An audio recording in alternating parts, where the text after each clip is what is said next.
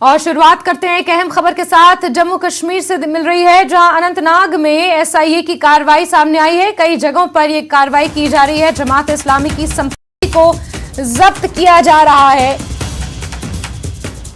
तो एक बार फिर से जमात के खिलाफ ये बड़ी कार्रवाई एसआईए की सामने आई है, जहां जमात इस्लामी की संपत्ति को एक बार फिर से जब्त किया जा रहा है। इससे पहले भी आपको याद होगा, लगभग 90 करोड़ के आसपास की संपत्ति पर शिकंजा कसा जा चुका है, उसे अटैच किया जा चुका है।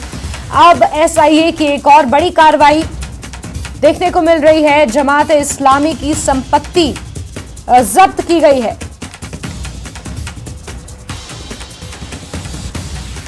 बड़ी खबर आपको दे रहे हैं, अनंतनाग में ये कार्रवाई जारी है। एसआईए इस कार्रवाई को अंजाम दे रहा है। कई जगहों पर यह कार्रवाई की जा रही है। जमात इस्लामी की संपत्ति को जब्त किया जा रहा है। 188 संपत्तियां इससे पहले भी जब्त की जा चुकी हैं और अनंतनाग में एक बार फिर से एसआईए इस कार्रवाई को अंजाम देने में डटा हुआ है। जमात इस्लामी, आपको बता दें, फरवरी 2019 से प्रतिबंधित एक संगठन है जम्मू कश्मीर में इसके ऊपर प्रतिबंध लगा है। इसी के मद्देनजर ये कार्रवाई की जा रही है, जहां जमात की संपत्ति को अब सीज किया जा रहा है, जब्त किया जा रहा है। अनंतनाग के कई इलाकों में ये कार्रवाई जारी है।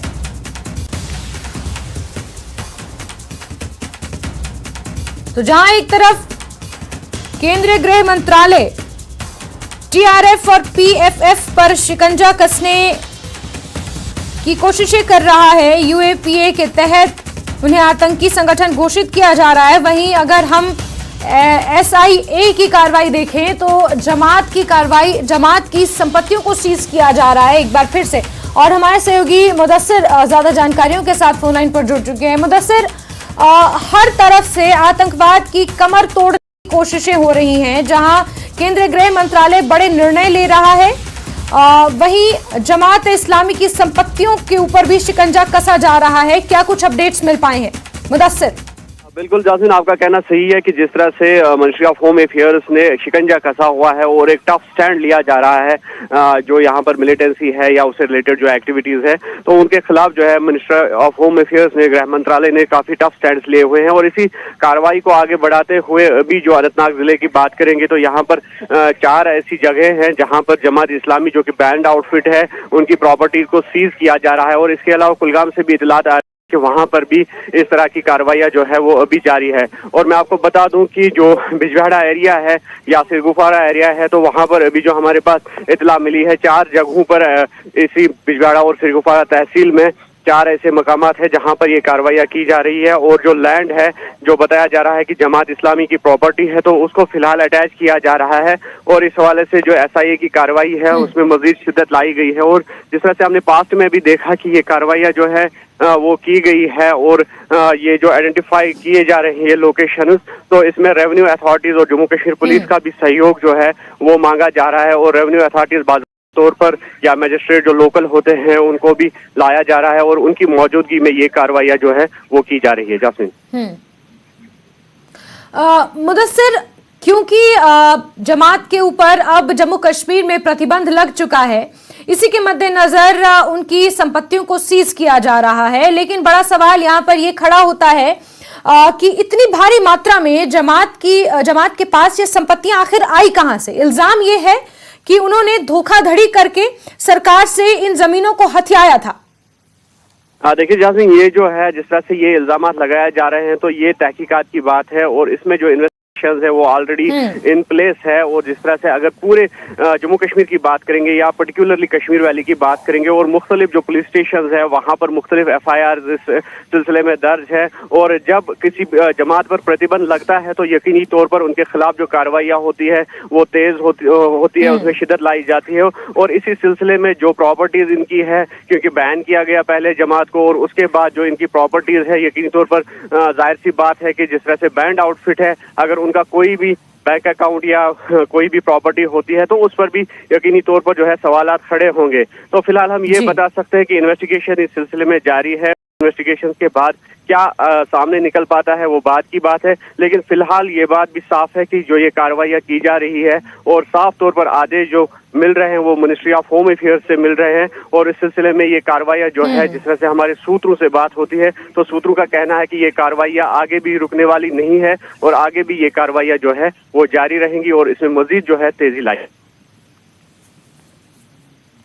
ठीक है मुदस्सिर, क्योंकि कई और जगहों से भी इनपुट्स मिल पा रहे हैं कि जमात की संपत्ति को सीज किया जा रहा है, उन्हें जब्त किया जा रहा है। नजर आप बना के रखिए, आपसे जुड़ेंगे, दोबारा जानकारी लेंगे। फिलहाल के लिए बहुत शुक्रिया मुदस्सिर। तो अनंतनाग में एसआईए की बड़ी कार्रवाई जारी है, जहां जमात इस्लामी की संपत्तियों को एक बार फिर से सीज करने की यह कार्रवाई जारी है।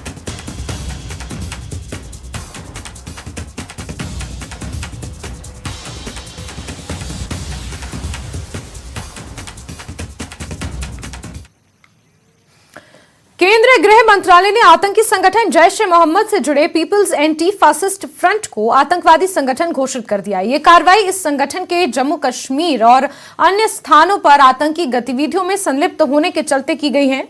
गृह मंत्रालय ने कहा कि पीएएफएफ सुरक्षा बलों, राजनीतिक नेताओं और अन्य राज्यों से संबंध रखने वाले जम्मू कश्मीर में काम कर रहे नागरिकों को लगातार धमकियां दे रहा है और हमलों को अंजाम देने के लिए युवाओं को भर्ती किया जा रहा है। उल्लेखनीय है कि गृह मंत्रालय ने इससे पहले गुरुवार को टीआरएफ यानी द रेजिस्टेंस फ्रंट पर प्रतिबंध लगाया था।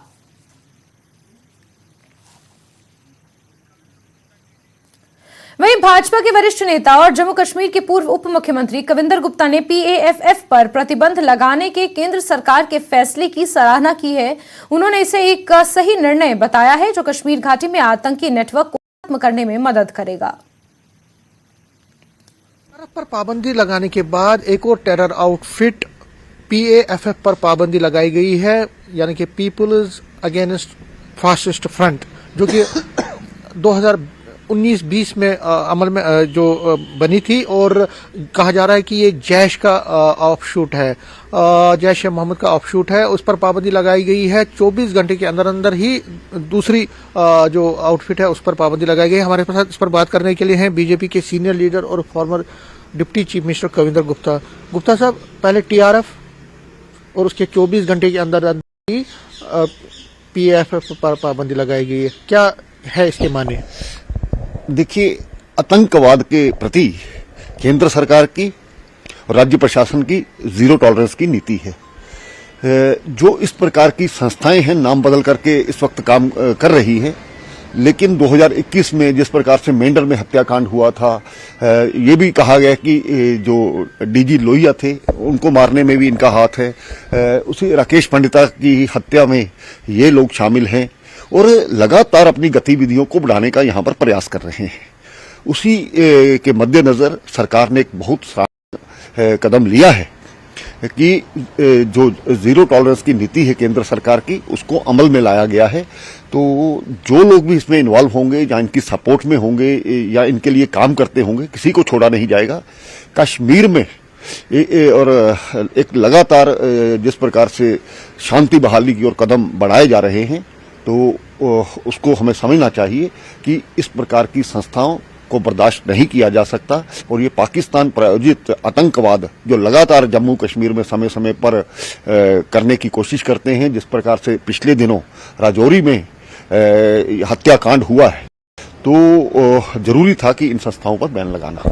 ये जो आउटफिट बनी थी ये धारा 370 हटने के बाद बनी थी, इस टीआरएफ भी बनी थी और ये सबको पता है कि ये जैश ए मोहम्मद और लश्कर तोयबा के ऑफशूट्स हैं। जैसे पीएएफएफ है ये जैश का है और टीआरएफ जो है वो लश्कर का है। तो नाम बदल के पाकिस्तान ने यहाँ पे कोशिश की कि यहाँ पे आतंकवाद को बढ़ाने की, लेकिन आपको लगता है कि अब उसकी इस चाल को नाकाम कर दिया जाए? कि जितने भी नाम बदलें, लेकिन इन सब का मकसद कश्मीर में तबाही लाना है। तो इसलिए ये जरूरी है कि इन लोगों पर शिकंजा कसना सरकार इस शिकंजे को कस रही है और ये लगातार जो 24 घंटे में इस प्रकार के परिणाम आए हैं तो ये काबिले बर्दाश्त नहीं है। तो मुझे लगता है कि जल्द ही इन पर कार्रवाइयां शुरू होगी और जो भी इनके साथ लोग जुड़े होंगे, कोई अंडरग्राउंड, ओवरग्राउंड या कोई यहाँ पर प्रशासन में बैठ करके भी बहुत से ऐसे लोग हैं, उन पर भी कार्रवाई होगी। लास्ट में पूछूंगा, इस पे सियासत लोग, कुछ लोग कहते हैं कि खामाखा आप ये कर रहे हैं, बहुत बैन लगा रहे हैं, आर्मी को यहाँ पे सिक्योरिटी फोर्स को बुला रहे हैं, तो इस पे आपको लगता है कि ये होना नहीं चाहिए? देखिए, चंद वोट बैंक के कारण से इस प्रकार की ध्यान देना बिल्कुल गलत है। जो लोग इस प्रकार से इनडायरेक्टली सपोर्ट करते हैं इस प्रकार की ऑर्गेनाइजेशन को, वो इसको धर्म के साथ जोड़ना, आतंकवाद का कोई धर्म नहीं होता और आतंकवाद को कुचलने का मौका आ गया है। आने वाले समय में जो इतनी मेहनत के साथ आज यहाँ पर शांति बहाली हुई है, उसमें कोई चीज आड़े ना आए, इसलिए जरूरी था। कैमरामैन चांद के साथ में समीर भट्ट, न्यूज 18 जम्मू। टीआरएफ को आतंकी संगठन घोषित करने के बाद एमएचए ने एक और ऑर्डर निकाला जिसमें पीएएफएफ को भी अब आतंकी संगठन घोषित कर दिया गया है। इस मामले पर बातचीत करने के लिए हमारे साथ मौजूद हैं नेशनल कॉन्फ्रेंस के शेख बशीर, जो प्रोविंशियल सेक्रेटरी हैं। सर, आपसे ये जानना चाहेंगे, आपका फर्स्ट रिएक्शन ये जो बैन किया गया है इसको, या यूं कहें कि इसको आतंकी संगठन घोषित किया गया है? 1990 से लेके मुतवातर आज तक जम्मू कश्मीर के अंदर मिलिटेंसी के साथ जम्मू कश्मीर जूझ रहा है और इस पर आपको शायद याद होगा कि पहले दो ऑर्गेनाइजेशंस आ गई सामने, एक हिजबुल मुजाहिदीन और एक जे.एंड.के लिबरेशन फ्रंट, वो बैन हो गए। उसके बाद बहुत सारी ऑर्गेनाइजेशंस बन गई, एक बैन हो जाती है दूसरी शुरू हो जाती है। तो इसमें अब चूंकि जो लेटेस्ट एमएचए ने ऑर्डर किया है, उनके इतला है कि ये लोग जो हैं उसमें मुलव्वस हैं और उसको बैन किया। अच्छी बात है, इस तरह की सरगर्मियां तो इजाजत नहीं देती किसी भी जगह के ऊपर, मगर मैं समझता हूं कि हमको ज्यादातर तवज्जो देनी चाहिए क्रॉस बॉर्डर टेररिज्म के ऊपर। हमको बॉर्डर्स के ऊपर, ताकि बॉर्डर्स के अंदर ना आ सके कोई, उसके ऊपर ज्यादा तवज्जो देनी चाहिए। फिर दूसरा जो है वो उनका तो प्लान है, जो हमारा हमसाय मुल्क है वो उसका प्लान है कि एक ऑर्गेनाइजेशन बंद होती है दूसरा शुरू करती है। यहाँ तो कोई सब ऑर्गेनाइजेशन थी 1995-90 में, 1990 से 1995 तक, तो आहिस्ता आहिस्ता वो बैन करते गए। अब ये लेटेस्ट जो आई थी, ये नई ऑर्गेनाइजेशन थी और चूंकि एजेंसीज की इनपुट्स के ऊपर उनको बैन कर दिया गया। अच्छी बात। आपका कहना है कि क्रॉस बॉर्डर टेररिज्म जो है उसको बंद करना चाहिए, आतंकी यहाँ ना आए, उस पर ज्यादा ध्यान देना चाहिए। लेकिन इस तरह की जो ऑर्गेनाइजेशन भेजती हैं, अगर उन्हीं पर नकेल कसी जाए, उन्हीं पर बैन लगाया जाए, तो आपको नहीं लगता है कि उससे फायदा हो सकता है? ये दुनिया जो है, ये टेररिज्म हर जगह है। एक मुल्क में एक तरह का है, दूसरे मुल्क में दूसरी तरह का, हर जगह है। हर एक मुल्क की जिम्मेदारी बनती है कि अपने लोगों को कॉन्फिडेंस मिले। अपने लोगों को कॉन्फिडेंस मिले कि दूसरे को जगह नहीं मिलेगी। अपना घर मजबूत हो तो सुराख मत नहीं होगा तो दूसरा नहीं आएगा। तो अब आपका ये मानना है कि जिस तरह से ये जो कदम उठाए जा रहे हैं ये तो सराहनीय हैं, लेकिन साथ ही ये भी सुनिश्चित करना पड़ेगा कि हमारे बॉर्डर्स जो है वो टाइट रहे, ताकि जो आतंकी है वो इस तरफ घुसपैठ न कर पाए। ज्यादा जरूरत उसी की है, ताकि उसको जब लगाम लगेगी तो अंदर खुद हालात ठीक हो जाएंगे। और जम्मू कश्मीर के अंदर जो नेशनलिस्ट हैं उनको ऑन बोर्ड लेना चाहिए। ये जो जम्मू कश्मीर है, ये पूरा इंडिया है, वो किसी खास जमात का नहीं है, ये सबका है। हर एक आदमी को जो में है उनको भी ऑन बोर्ड लेना चाहिए। Thank you sir. तो ये थे शेख बशीर साहब, जिनका ये कहना है कि ये जो कदम उठाए गए हैं ये सराहनीय तो हैं, लेकिन सरकार को और भी फ्रंट्स पे काम करने की जरूरत है। कैमरामैन साहिबा के साथ मनोज कौल, न्यूज 18 जम्मू। और आगे भी खबरों का रुख करेंगे, लेकिन वक्त एक छोटे से ब्रेक का। ब्रेक के बाद खबरों में आगे बढ़ेंगे। पूर्व DGP Jammu Kashmir doctor SP Vaid ने पीएएफएफ के तहत एक आतंकवादी संगठन घोषित करने के लिए एमएचए के फैसले की सराहना की है। मिनिस्ट्री ऑफ होम अफेयर्स के फैसले की उन्होंने सराहना की है, जिस तरीके से पीएएफएफ को आतंकवादी संगठन घोषित किया गया है। एमएचए की तरफ से पीएएफएफ को टेरर ऑर्गेनाइजेशन करार दिए जाने के बाद इससे आतंकवाद पर किस हद तक काबू पाया जा सकता है, इस मामले पर बातचीत करने के लिए हमारे साथ मौजूद हैं जम्मू कश्मीर के पूर्व डीजीपी डॉक्टर एसपी वैद सर, सबसे पहले आपसे ये जानना चाहेंगे कि ये जो बैन हुआ है, पहले टीआरएफ पे बैन हुआ, अब PFF को बैन किया गया और उन्हें आतंकी संगठन घोषित किया गया, कैसे देखते हैं आप इस डिसीजन को? देखिए, ये सारे जो नाम बदले जाते हैं, PAFF peoples anti fascist front जो जैश का दूसरा नाम है, इसी तरह TRF जो लश्कर का दूसरा नाम था, ये नाम हम देख रहे हैं पिछले 30-35 सालों से जो डीप स्टेट है वो बदलती रहती है। एक पर अगर लश्कर और जैश पे बैन लगाया तो दूसरे नाम से, और इनकी एक और भी कोशिश है, सबसे बड़े फासिस्ट तो ये जो पीपल्स एंटी फासिस्ट फ्रंट बनाते हैं, ये बेसिकली लोगों को गुमराह करना चाहते हैं कि ये लोकल आउटफिट है, लोकल तंजीम है, लोकल लोग फासिस्ट गवर्नमेंट के खिलाफ लड़ रहे हैं। ऐसा कुछ नहीं है। सबसे बड़े फास्ट दुनिया में फासिस्ट ये खुद टेररिस्ट ऑर्गेनाइजेशन जैश और लश्कर है, और ये नाम बदलते रहते हैं अपने आप को कानून से बचाने के लिए। और मुझे खुशी है कि मिनिस्ट्री ऑफ होम अफेयर ने 2 दिन पहले TRF को बैन किया था, अब PAFF को बैन किया, और इससे इन्वेस्टिगेटिंग एजेंसीज को, प्रोसिक्यूटिंग एजेंसीज को हाथ मजबूत होते हैं, क्योंकि UAPA के तहत उसके अंडर इनको बैन करने से इनकी हर एक्टिविटी जो है वो इलीगल घोषित हो जाती है। इनकी प्रॉपर्टीज, इनकी ट्रांजैक्शंस, इनके अकाउंट्स, इनका हर चीज, और उस पे कानूनी कार्रवाई करने में हमारे हाथ मजबूत होते हैं। तो मैं समझता हूं पुलिस और इन्वेस्टिगेटिंग एजेंसीज को ये मदद करेगा, और ये अच्छा कदम है। इंटरनेशनल लेवल पर बात करेंगे कि जैसे पाकिस्तान लगातार ये कोशिश कर रहा है कि अलग अलग नामों से यहाँ टेरर आउटफिट्स को आगे बढ़ाया जाए, तो आपको लगता है कि इससे ये फायदा भी है कि इंटरनेशनल लेवल पर इंडिया ये कह सकता है कि देखिए वो नाम बदलता है और उसके बाद इस तरह के जो आउटफिट्स हैं उन पर इंटरनेशनली भी एक्शन हो सकता है? बिल्कुल सही। इनफैक्ट आपने वो बात कह ही दी। बेसिकली जो मैंने कहा कि लोगों को गुमराह करते हैं, इस तरह ये इंटरनेशनल कम्युनिटी को भी गुमराह करते हैं। पाकिस्तान की जो एस्टैब्लिशमेंट है वो अपने आप को बहुत समझदार समझती है, और वो ऐसे हरकतें करती रहती है कि नाम बदलेंगे, और नाम भी ऐसे रखेंगे, peoples anti fascist front TRF।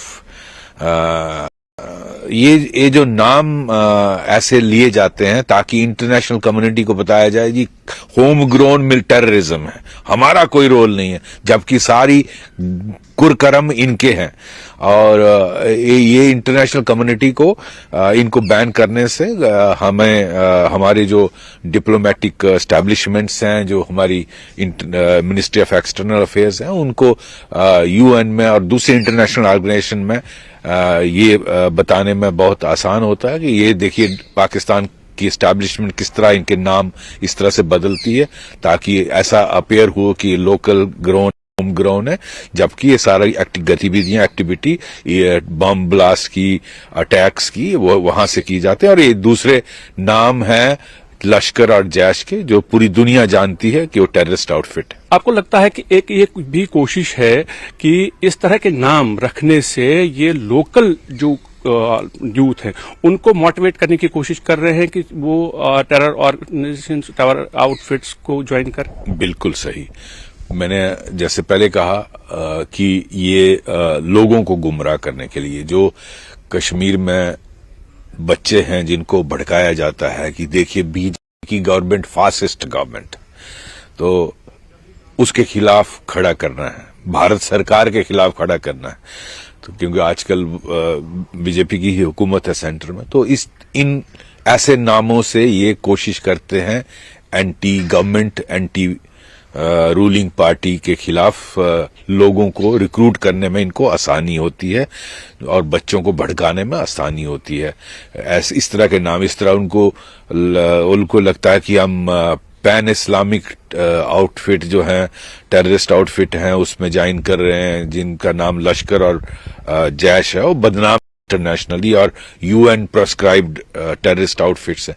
तो इस तरह के नाम करके ये लोकल लड़कों को गुमराह करना चाहते हैं, तो उसमें ये कामयाब नहीं होंगे। Thank you very much. Thank you. तो ये थे डॉक्टर एसपी वैद, जिनका ये साफ कहना था कि इस कदम से जहां जो प्रोसिक्यूटिंग एजेंसीज हैं उन्हें फायदा मिलेगा इस तरह की टेरर ऑर्गेनाइजेशन के खिलाफ काम करने का, वहीं इंटरनेशनल लेवल पर भी पाकिस्तान और इस तरह की ऑर्गेनाइजेशन पर दबाव बढ़ेगा। कैमरामैन साहिबा के साथ मनोज कौल, न्यूज 18 जम्मू। और गांदरबल से बड़ी खबर, जहां कुल्लन इलाके में आग लगी है। होटल हिमालयन रिजॉर्ट लगी है। दमकल की गाड़ियां मौके पर मौजूद हैं और आपको अहम खबर बता रहे हैं, जहां हिमालयन रिजॉर्ट में आग लगी है।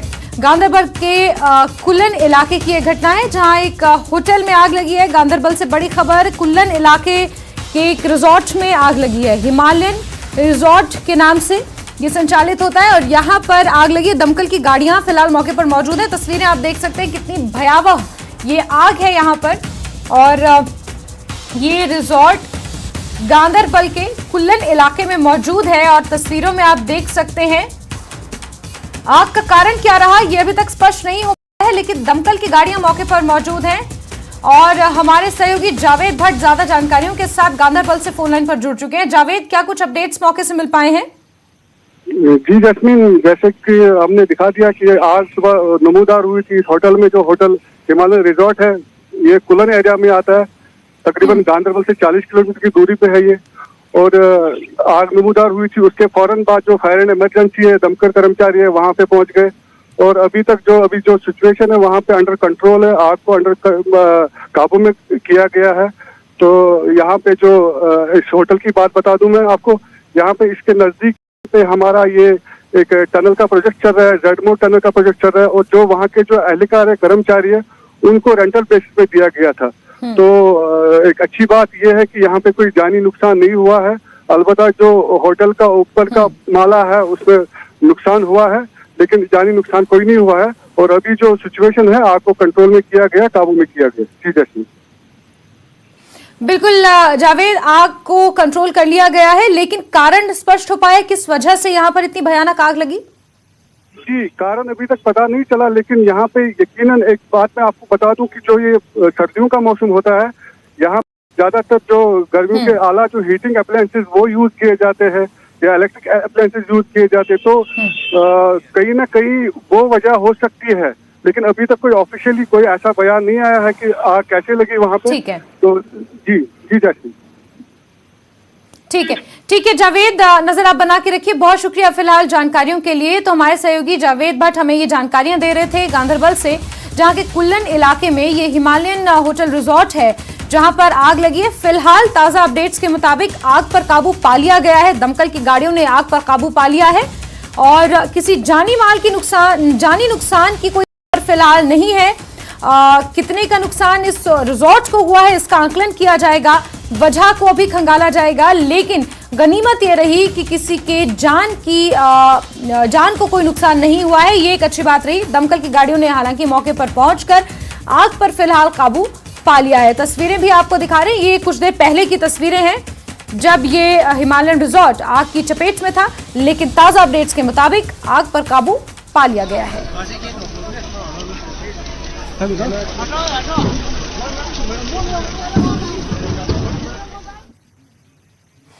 तो चलिए इसी के साथ बुलेटिन में फिलहाल के लिए बस इतना ही, लेकिन जम्मू कश्मीर, लद्दाख और हिमाचल प्रदेश की तमाम खबरों को जानने के लिए आप जुड़े रहिए न्यूज 18 JKLH के साथ। नमस्कार।